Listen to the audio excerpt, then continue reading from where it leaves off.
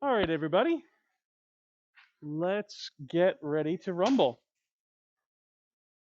I desperately hope that the numbers thinning out are because my teaching is scaring you all away and you're not all homesick.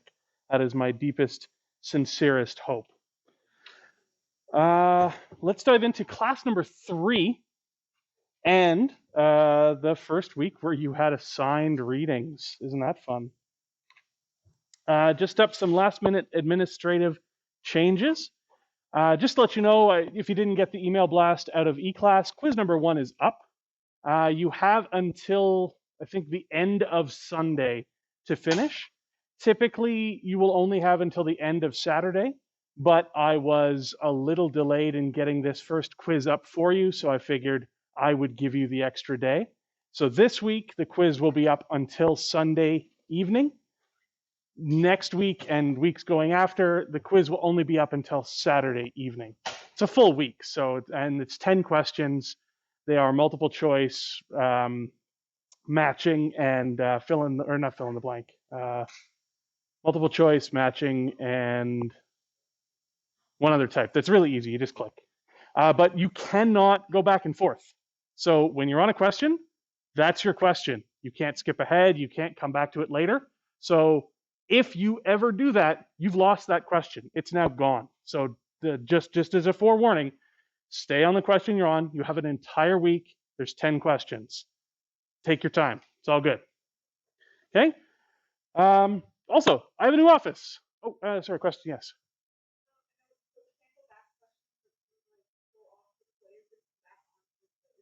I believe so. I believe that there's no time. There's no restrictions on that. So as long as you stay on the same question, if anyone has had an experience contrary to that, please, yeah. Okay, yeah, that was my understanding, but I can't actually take the quiz exactly the same as you folks. I can come in as a student, but I still have some extra features that are not available to students. Yeah, pardon me? The quizzes or?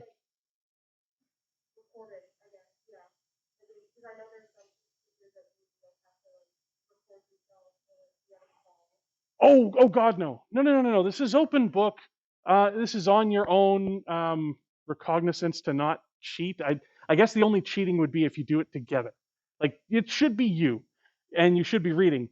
But if I by accident create a reading group where you all get together and do the readings and talk about it, I consider that a win.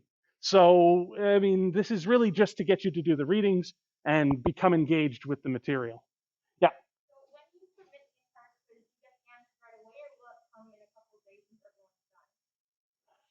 Ooh, that's a good question. I think it actually gives it to you right away, which somewhat makes it a little annoying.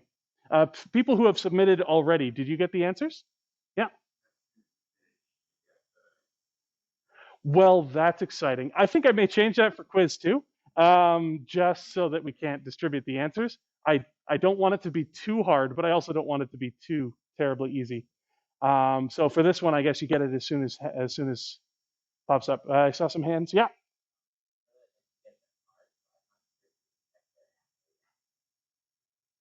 Oh, okay. Yeah.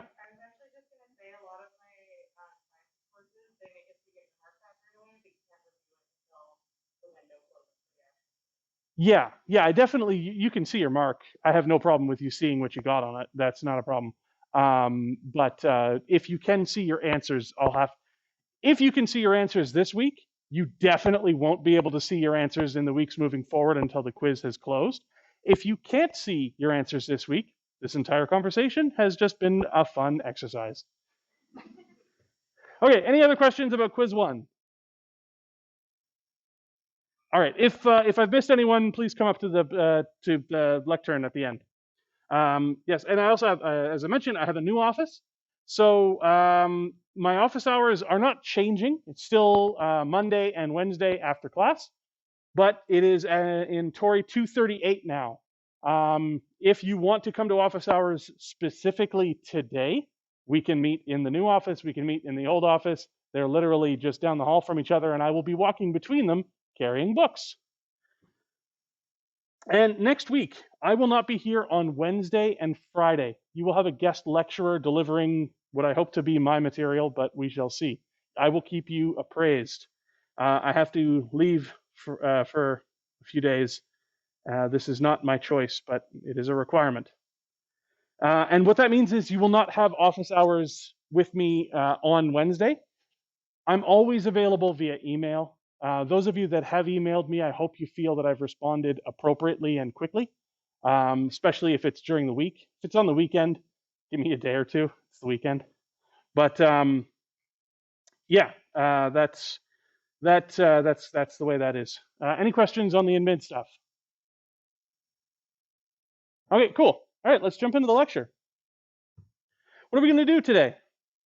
We're going to do a little bit of a review, mostly because I feel like I sped through that 10, 15 minutes of Greek stuff really fast and may have caused more confusion than what I was hoping for.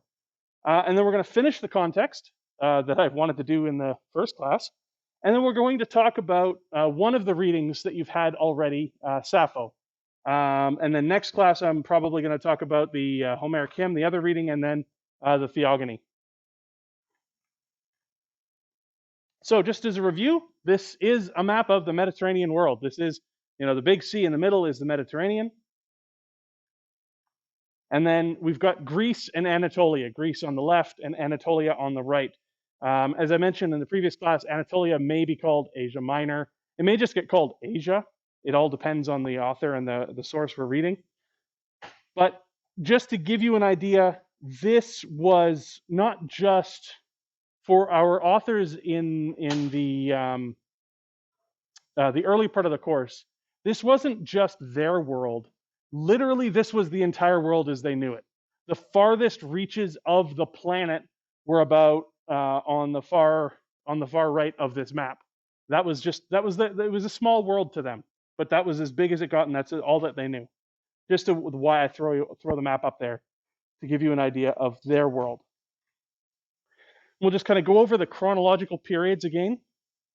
As I mentioned previously, the exact dates are not terribly important to me, but what comes before what is very important to me, so that you know when things happen in relation to other things and who may be associated with a specific time period. In Greece, we start in the Bronze Age. We don't have a whole lot of sources. We don't, as far as I know, we have no named authors, but we do have some linear B inscriptions. That's the kind of sum total of writing that we get, and there are some gods named in those inscriptions. Next comes the so-called Dark Ages. I mentioned I dislike this term, and yet I'm saying it twice. It's called the Dark Ages because writing disappears, and there are few, if any, sources at all, and of course, no named authors. Then we get into Archaic Greece, the Archaic period. And there is a new writing system introduced from the East. And this is, a writing system is introduced from the East that gets adapted into the Greek alphabet. This is some Greek lettering. If none of you, or if you haven't seen Greek lettering before, that is an alpha, a beta, a gamma, and a delta, both in capital and lowercase. And just in case, for whatever reason, if you never were told or never bothered to look into it, alphabet means it comes from the first two letters of the Greek alphabet, alpha, beta. And it's just a writing system that uses letters instead of images or instead of other constructs. There are languages, there are writing systems all throughout the world that use different constructs to express an idea. Not everything is an alphabet. And we have several known authors from the Archaic period. Homer, Hesiod, Sappho, and a few others. I named these ones here because we talk about them. Moving on to the classical period, there are just lots of authors. There's so many authors. The classical period is named because it's considered kind of awesome and lots of people are writing about it. And the classical period, in addition to having a whole lot more written works to go from, also is a period of expansion of the Greek world. They move beyond that kind of more narrow world that they had seen, and not only go out and adventure into far-reaching lands, they also conquer a few of them, or at the very least, fight and win battles in these far-reaching areas. What this means for mythology, we will discuss as we move forward in terms of reinterpreting myths or not, as the case may be. So that's one of the core themes of the course. And then this period here, the Hellenistic period, again, many authors, and we get a further expansion of the Greek world. I'm going to pop a map up here to show you, just in case you've never come in contact with an individual called Alexander the Great or his generals and the world that they inherit after Alexander dies. The Greek world, if you remember the map, the absolute limits of the world. If you can see Trebizond on the Black Sea, I wish I could get my cursor up there. But basically, just the left-hand side in the kind of the top corner is the limit of the Greek world from before, and Greek leaders conquer all that's shaded in on this map. At the time, it was under the control of the Persian Empire, the Achaemenid Persian Empire, for those that want to know the dynasty name. The important thing for this course, and the thing that I'm trying to get across, is that the Greek world vastly expands. This is a lot more territory. You come in contact with a lot more people, and a large diversity of people.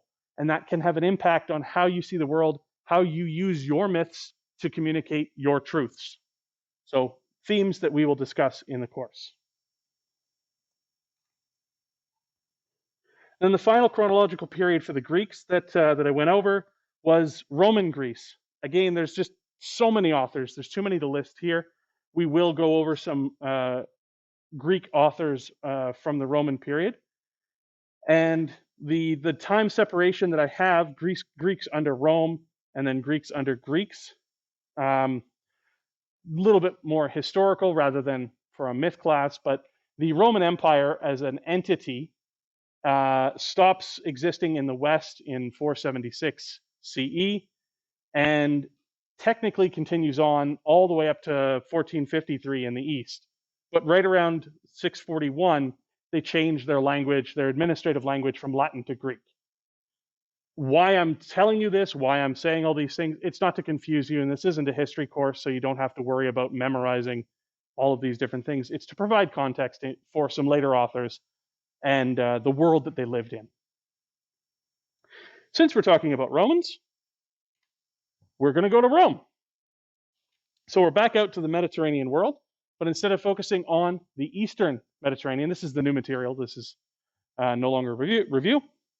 Instead of being in the Eastern Mediterranean, we're going to move to the Western Mediterranean and the Italian peninsula.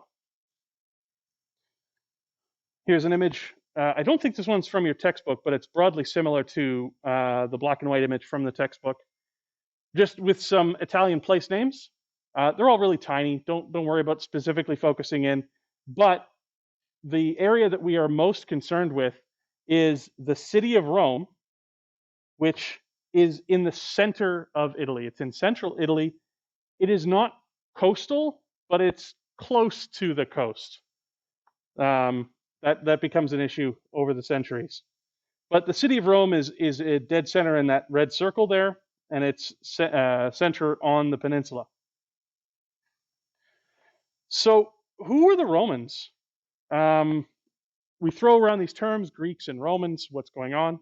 If you remember, I used linguistic cultural group to kind of talk about the Greeks before, and the Romans also belong to a linguistic cultural group.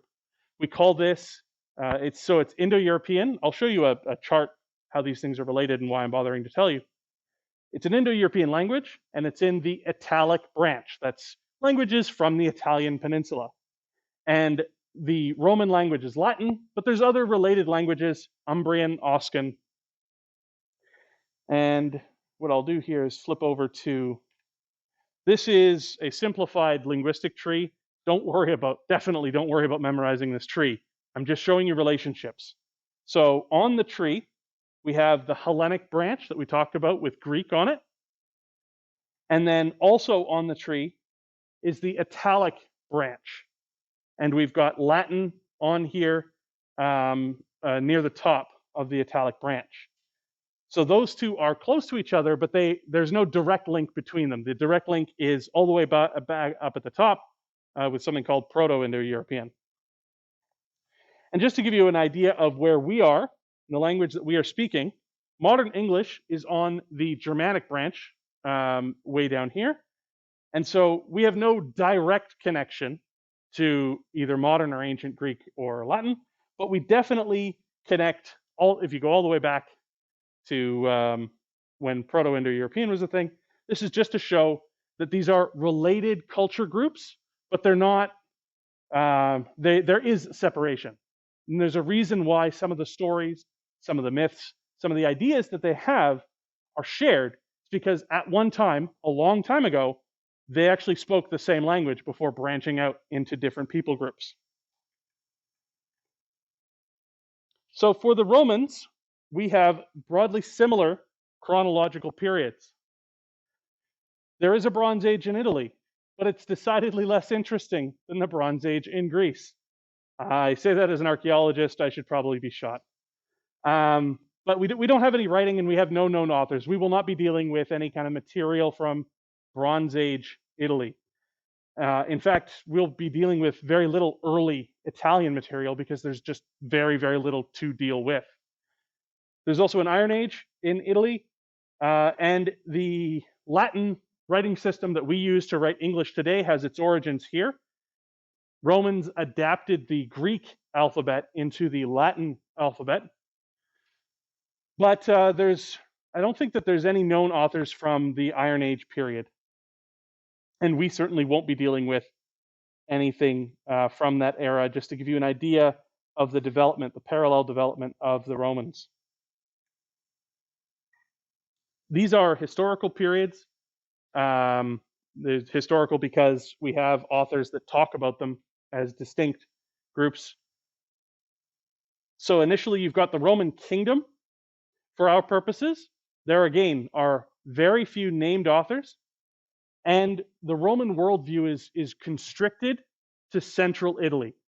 So before, with Greece, we're talking about kind of that small part of the Peloponnese and Attica in southern Greece, basically, and then it expands to kind of Greece and Anatolia, and then all of the Eastern Mediterranean into Central Asia. Italy or the Romans start off, they're just concerned about central Italy. And then they expand out and expand out.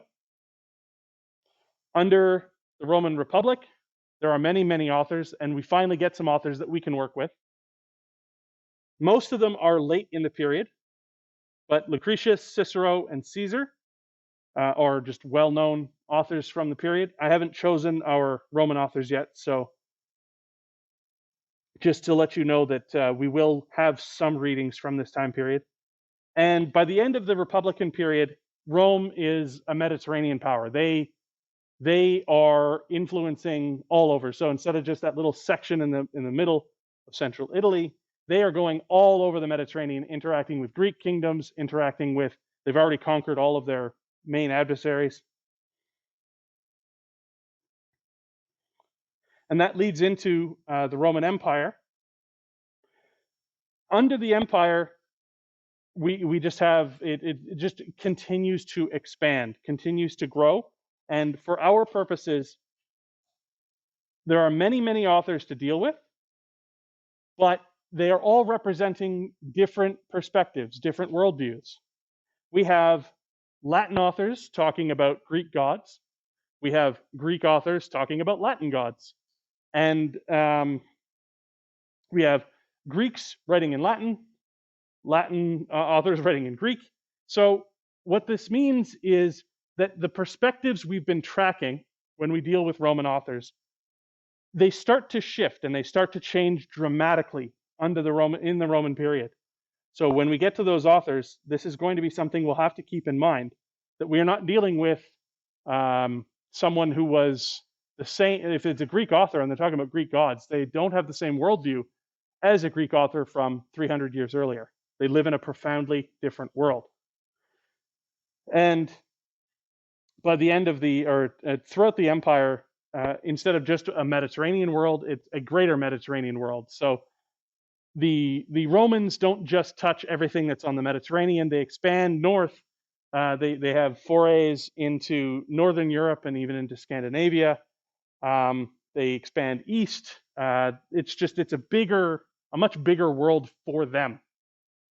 And that has impact not only on the stories that they tell, what they choose to emphasize in their mythology, but also the nature and shape of that mythology. So these are things we will go over as time moves on. A lot of these images here are just for just visual interest. If anyone has any questions, please feel free. Yeah.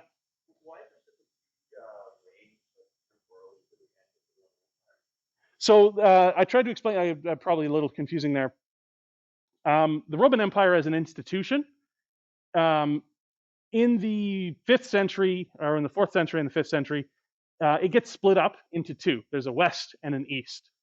In 476, the Western Empire falls. There's no longer a Western emperor. In the east, there is an emperor, and there is an emperor all the way until 1453. But the territory that that emperor controls and the power that that emperor has varies dramatically. The 641 date is something completely arbitrary that I've thrown in there as roughly, it's the death of the Emperor Heraclius. It's roughly when that empire in the east stops using Latin to write all of its rules, laws, and day-to-day business, and starts using Greek.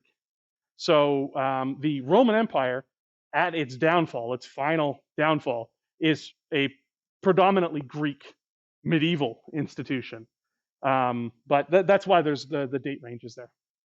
That's something that you can experience and learn more about in our further Roman Empire courses in the classics department if you're interested. Any other questions on the material I've gone over so far, or any of the images? Yeah.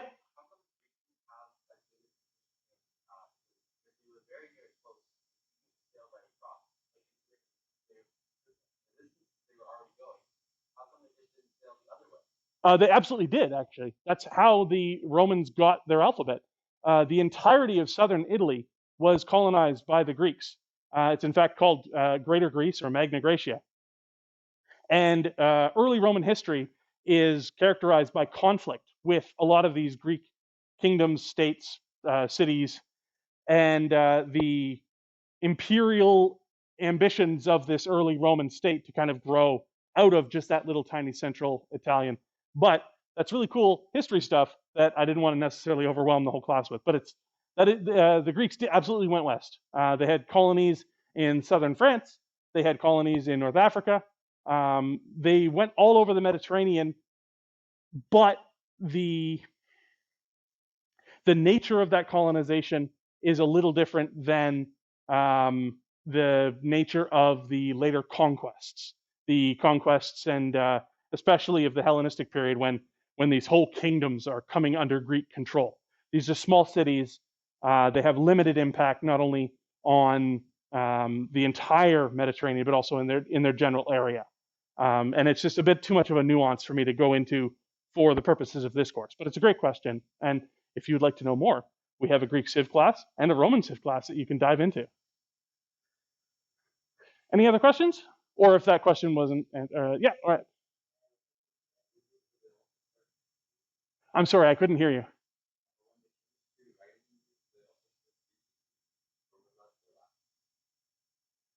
When the Romans started, oh, I see what you're saying. In the later Roman Empire, when they changed from writing, so it was definitely, they were writing the Latin alphabet and they were largely, the administration spoke Latin. The reason they made the change is that there were fewer and fewer Latin speakers available to do all that work. And it was easier to promote Greeks to do that work. And so, yes, they did switch from writing and speaking Latin to writing and speaking Greek. But rather than thinking of it as an individual that Bob on Monday was a Latin author, and on Tuesday, because the administration changed, he does Greek. Really, it's Bob is the last of his breed, and in fact, Demetrius is going to take Bob's job. That's kind of the transition. Any other questions? Yeah.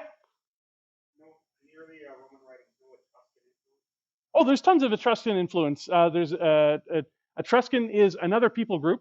They're I am simplifying. That's the long and the short of it. They're another people group. Their relationship, remember that Indo-European tree that we had there? Their relationship either within that tree or perhaps outside of it is complicated.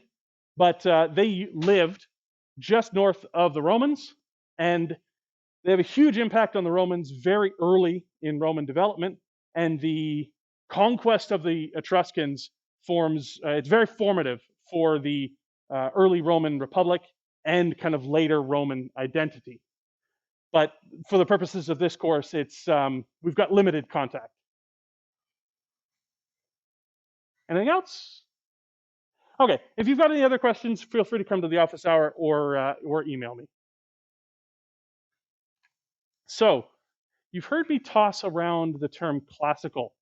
In fact, your textbook refers to, I think it's called the, Anthology of Classical Myth. But what do we mean by classical? Where does this term come from, and why is it being deployed? I work in a classics department. How does this function in? The first thing I want you to know is this is a relatively modern term. I think it comes from the 18th century, but generally speaking, you can say it's 18th or 19th century. The important thing to note is that this was antiquarians, people who were very interested in the past with their own contemporary interests in 18th century Europe, looking back to a time that they're like, oh, well, what was the pinnacle of all human civilization? Clearly, it was 5th and 4th century Athens. And so that's got to be just the classical period. And that's kind of where this term comes from. If you remember those chronological periods that we looked at, classical Greece is this kind of band of time. Over the decades and centuries of this term being used, especially over the last couple of decades, it really has expanded in meaning. It no longer means just 5th century Athens or 5th and 4th century Athens. It really means anything associated with the cultures of ancient Greece and Rome. We still have that specific usage when we say the classical period in Greece, but generally when you hear classics or classical, and you know you're talking about a department or ancient myth or anything like that, it is talking about just stuff to do with ancient Greece and Rome. And the dates vary widely. You can have stuff called classical that's as early as 800 BCE and as late as 700 CE, or anything in between. And it also, just as a kind of connector, generally refers to things associated with the Mediterranean world.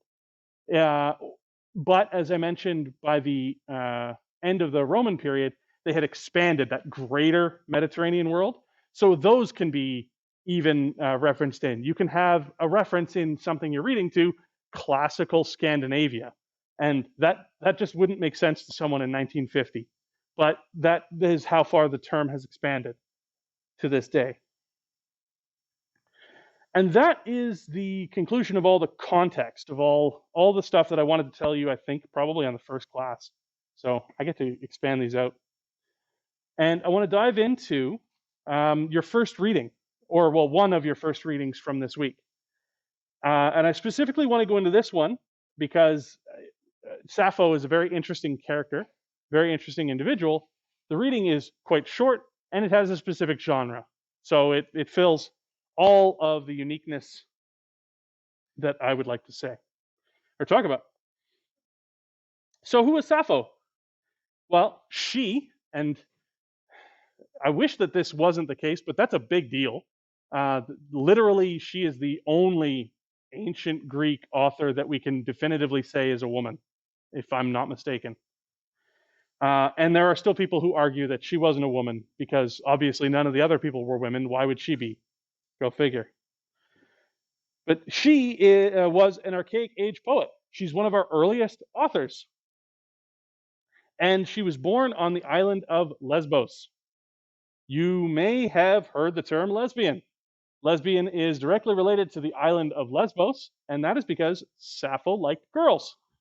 Her love poetry is about girls, including this one. But unfortunately, most of her works are quite fragmentary. This Prayer to Aphrodite, the reading that we have for this week, I believe is her only complete work that we have. Most of the others are fragments that are quoted in other works. But if ancient poetry appeals to you, if Sappho appeals to you specifically, then have I got a mentor for you, Dr. Selena Stewart in our department. She loves Sappho. She's a Sappho specialist. And if you want to know anything about Sappho, she is your main contact. And if you would like to do more coursework, look for courses offered by Dr. Stewart. She will introduce you to far more complicated and interesting things than I can on these works. And as I mentioned, the Prayer to Aphrodite it's our only complete work from Sappho.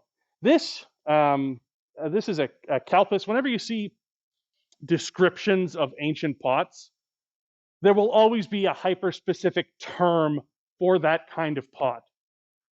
It is still a pot. So if you call it a pot, you're fine. But that hyper-specific term, kalpis, it's just the specific form was popular for a specific time period. Don't worry about that. I put it in there because it's accurate. You won't be tested on style of 5th century pots. But this is a very beautiful pot, and it's got a depiction of Sappho on it. I just really liked it, and that's why it's on there. So what about the reading that we had? It's a prayer. And prayer is a kind of genre. There are parts to a prayer. There are specifics to a prayer that we can pinpoint and that we can pick apart. Just like I mentioned, there are in the Honest Trailer video of Spider-Man, that's in the tokusatsu genre. So we can pick that apart and talk about it. A prayer starts with an invocation. And this is an invocation to Aphrodite. But it's not just an invocation. There's also epithets and a little bit of a genealogy. So we actually start off with an epithet, immortal Aphrodite. And then she gets she gets her genealogy. She's a daughter of Zeus. But then another epithet, weaver of snares. Now, in that first class, we also talked about oral transmission and oral traditions. Epithets are everywhere in oral transmission because they help you remember who you're talking about. They help you keep meter if you are in a pattern. And so in all of our readings, if you're wondering, why are they talking about the color of the ship? Or why do they always say immortal Aphrodite or Aphrodite weaver of snares? Why do they keep bringing up these kinds of things? It's a mnemonic device. It's to help them remember because they don't have a written work. And so they are going through reciting, a poet, a traveling poet, is reciting this material from memory, and it's a technique. But you will see epithets everywhere. So we've got the invocation, a little bit of a history, Aphrodite, daughter of Zeus, and some epithets. And then we jump into the request. Don't subdue my heart. That's basically, I'm in love, don't shut it down. That's a pretty strong request. Immediately following, we've got a whole bunch of previous interactions. So I think your textbook defines this as previous services or something. I don't quite agree with that. I think that there's a lot more back and forth here. But regardless, times that the author, Sappho, and Aphrodite have done stuff back and forth. That is absolutely establishing a rapport, establishing a history. In this prayer, it's really important that the two parties know each other. That's how this functions. Just seeing if we've got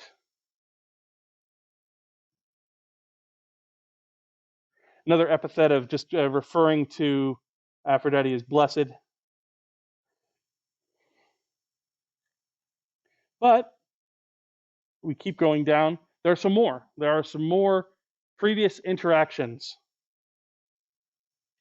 And there's even some speaking. The author is speaking for the goddess in Aphrodite's voice. Whom shall I persuade this time to welcome you into friendship? Who is it, Sappho, that wrongs you? So the idea of begging the god and then the god responding, saying, okay, we've done this before. Who is it now?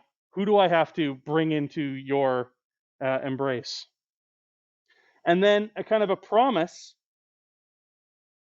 If she doesn't love you, I'll fix that.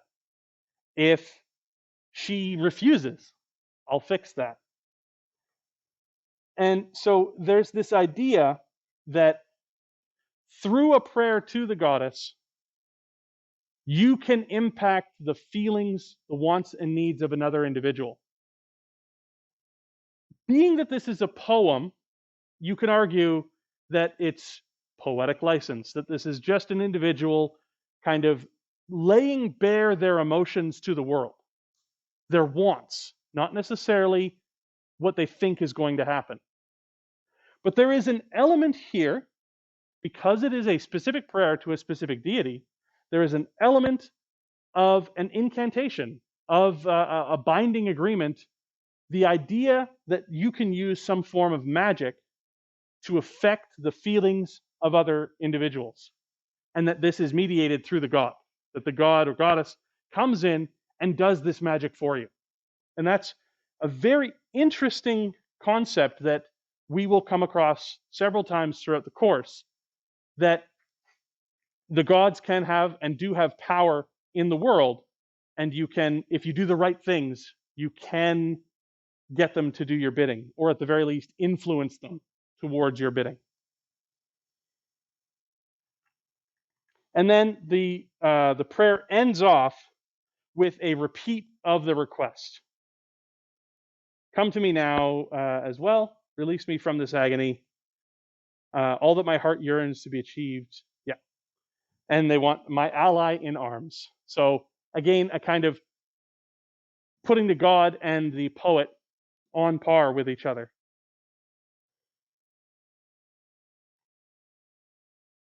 I believe it or not, I went fast this week, this class. So that's the end of this material. Are there any questions on the Sappho that we just went over, or any of the other readings that that we've had? Yeah.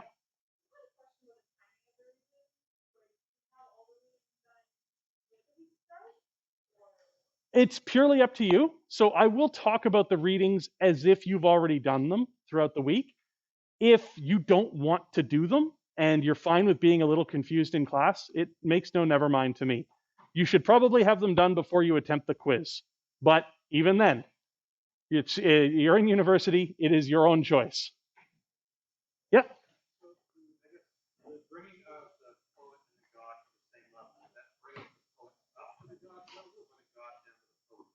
That's an absolutely wonderful question that I have no idea for, but it is that kind of mediation is one of the reasons why people are absolutely fascinated by poetry and prayers in particular, because there is this division, this idea that gods exist on another plane, a higher area, and that people are down below. And there's an idea that poets are the people that can actually transcend that boundary, that they can travel back and forth through their poetry. That's something that we'll have to expand on further as the course moves on. Thank you. I saw a hand up over here. No? Okay. Everyone can flee.